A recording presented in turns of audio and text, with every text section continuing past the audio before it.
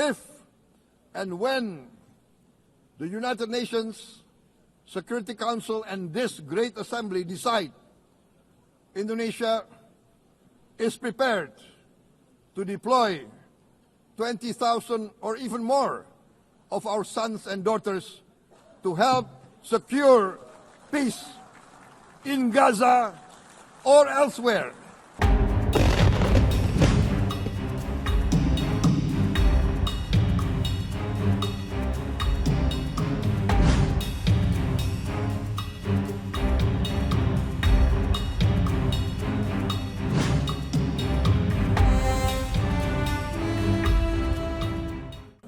His Excellency, Mr. Antonio Guterres, Secretary General of the United Nations, Her Excellency, Madame Annalena Baerbock, President of the United Nations General Assembly, His Excellency, Mr. Moses Abelian, Under-Secretary General for General Assembly and Management, Excellencies, Heads of States, Heads of Governments, distinguished delegates, ladies and gentlemen, it is indeed a great honor for me to stand in this august General Assembly Hall among leaders and representatives who represent almost all of humanity. We differ in race, religion, and nationality, yet we gather together today as one human family. We are here first and foremost as fellow human beings, each created equal, endowed with unalienable rights to life, liberty, and the pursuit of happiness. The words of the United Nations Declaration of Independence have inspired democratic movements across continents, including the French Revolution, the Russian Revolution, the Mexican Revolution, the Chinese Revolution, and Indonesia's own struggle and journey to freedom. It also gave birth to the Universal Declaration of Human Rights, adopted by the United Nations in 1948. All men are created equal was the creed that opened the way to unprecedented global prosperity and dignity. And yet, in our own era of scientific and technological triumphs, an era capable of ending hunger, poverty, and environmental ruin, we also continue to face today grave dangers, challenges, and uncertainties. Human folly, fueled by fear, racism, hatred, oppression, and apartheid, threatens our common future. My country knows this pain. For centuries, Indonesians lived under colonial domination, oppression, and slavery. We were treated less than dogs in our own homeland. We Indonesians know what it means to be denied justice and what it means to live in apartheid, to live in poverty, and to be denied equal opportunity. We also knew what solidarity can do in our struggle for independence, in our fight to overcome hunger, disease, and poverty. The United Nations stood with Indonesia and gave us vital assistance.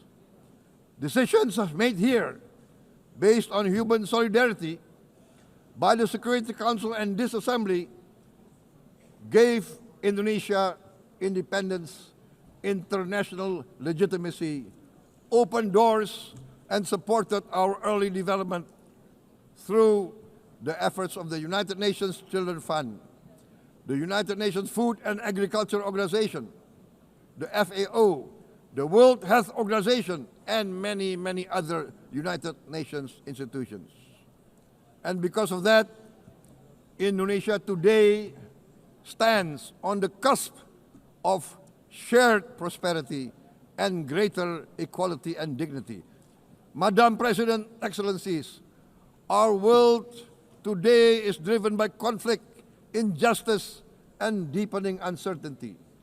Every day we witness suffering, genocide, and blatant disregard for international law and human decency.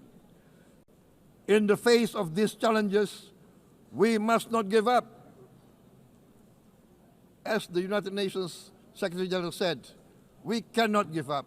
We cannot surrender our hopes or our ideals. We must draw closer, not drift apart. Together we must strive to achieve our hopes, our dreams. The United Nations was born from the ashes of the Second World War that claimed scores of millions of lives. It was created to secure peace, security, justice, and freedom for all. We remain committed to internationalism, to multilateralism, and to every effort that strengthens this great institution. Today, Indonesia is nearer than ever before to meeting the Sustainable Development Goals of ending extreme poverty and hunger. Because years ago, this very chamber chose to listen and uphold social and economic justice. We will never forget. And today, we must never be silent while Palestinians are denied that same justice and legitimacy in this very hall. Excellencies, Thucydides warned, the strong do what they can, the weak suffer what they must. We must reject this doctrine. The United Nations exist to reject this doctrine. We must stand for all, the strong and the weak. Might cannot be right. Right must be right. Indonesia today is one of the largest contributors to United Peacekeeping Forces. We believe in the United Nations. We will continue to serve where peace needs guardians, not with just words, but with boots on the ground. If and when the United Nations Security Council and this great assembly decide Indonesia is prepared to deploy 20,000 or even more of our sons and daughters to help secure peace in Gaza or elsewhere, in Ukraine, in Sudan, in Libya, everywhere when the peace needs to be enforced, peace needs to be guarded, we are ready. We will take our share of the burden, not only with our sons and daughters, we are also willing to contribute financially to support the great mission to achieve peace by the United Nations. Madam President, Excellencies, I propose to this Assembly a message of hope and optimism, grounded in action and execution. Today, we heard the speech of Madam President, the President of the United Nations General Assembly. Yes, it is true what she said. Without the International Civil Aviation Organization, will we be here today? Will we sit in this great hall? Without the United Nations, we cannot be safe. No country can feel secure. We need the United Nations, and Indonesia will continue to support the United Nations, even though we still struggle but we know the world needs a strong United Nations. The world's population is growing. Our planet is under strain. Food, energy, and water insecurity haunt many nations. We choose to answer these challenges directly at home and to help abroad wherever we can. This year, Indonesia recorded the highest rice production and grain reserves in our history. We are now self-sufficient in rice, and we are starting now to export rice to other nations in need, including providing rice for Palestine. We are building resilient food supply chains, strengthening farmer productivity, investing in climate-smart agriculture to ensure food security for our children and for the children of the world. We are confident in a few years' time, Indonesia will be the granary of the world. As the world's largest island state, we testify before you that we are already experiencing the direct consequences of climate change, particularly the threat of rising sea levels. The sea level on the north coast of our capital city is increasing by 5 centimeters every year. Can you imagine in 10 years? Can you imagine in 20 years? For this, we are forced to build a giant seawall, 480 kilometers in length. It will take us maybe 20 years, but we have no choice. We have to start now. Therefore, we choose to confront climate change, not by slogans, but by immediate steps.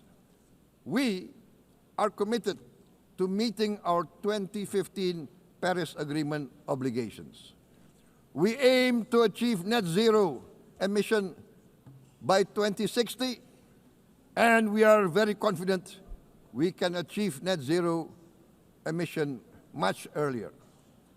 We aim to reforest more than 12 million hectares of degraded forest, to reduce forest degradation, to empower local communities with quality green jobs for the future. Indonesia is shifting decisively from fossil fuel-based development towards renewable-based development.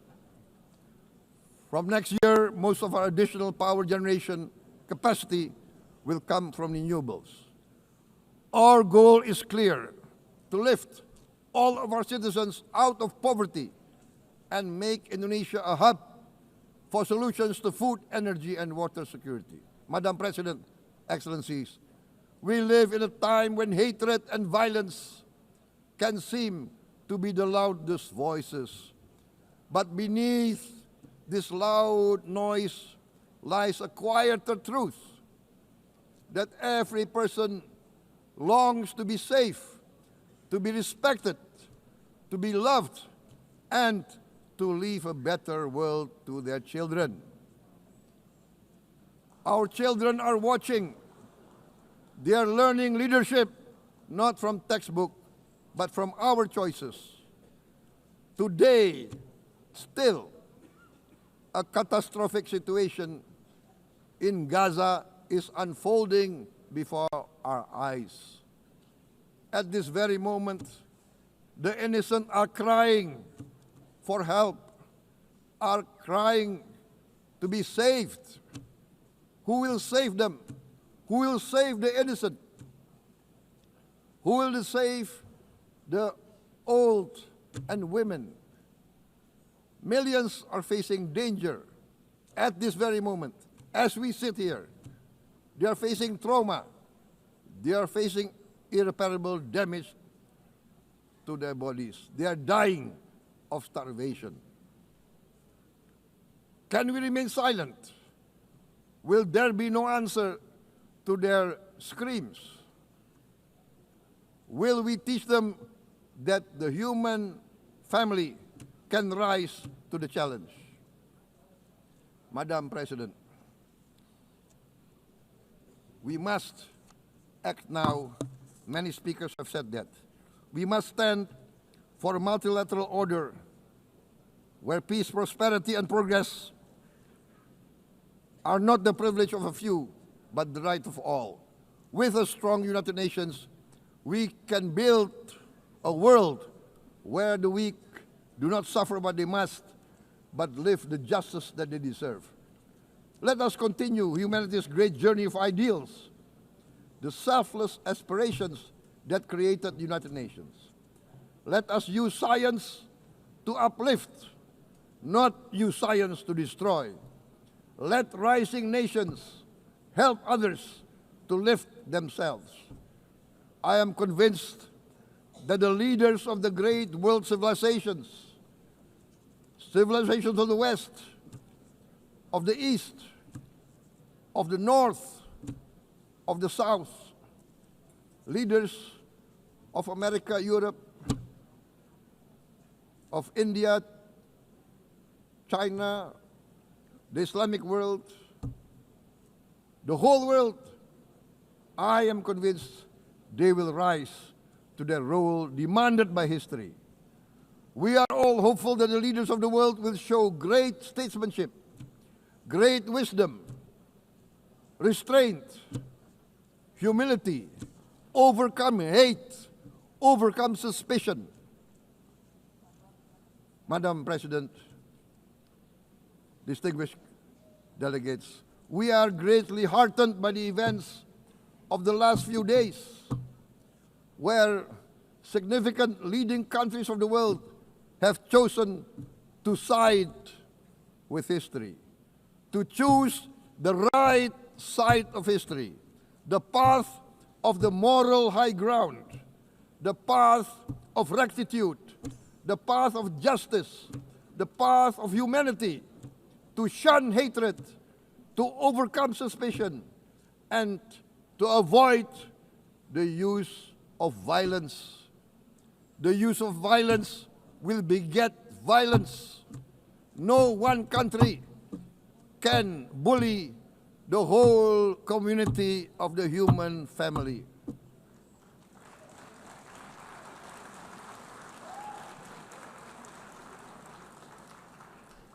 We may be weak individually, but the sense of oppression, the sense of injustice has proven in the history of mankind that this sense of injustice, this sense of oppression will unite into a strong force that will overcome this oppression, that will overcome this injustice. To close, I would like to reiterate again Indonesia's complete support for the two-state solution in Palestine. We must have an independent Palestine, but we must also recognize, we must also respect, and we must also guarantee the safety and security of Israel. Only then we can have real peace, and no longer hate and no longer suspicion. The only solution is this two-state solution. Two descendants of Abraham must live in reconciliation, peace, and harmony. Arabs, Jews, Muslims, Christians, Hindus, Buddhists, all religions, we must live as one human family. Indonesia is committed to being part of making this vision a reality. Is this a dream? Maybe, but this is the beautiful dream that we must work together towards. Let us work towards this noble goal. Let us continue humanity's journey of hope, a journey started by our forefathers, a journey that we must complete. Thank you. Wassalamualaikum warahmatullahi wabarakatuh.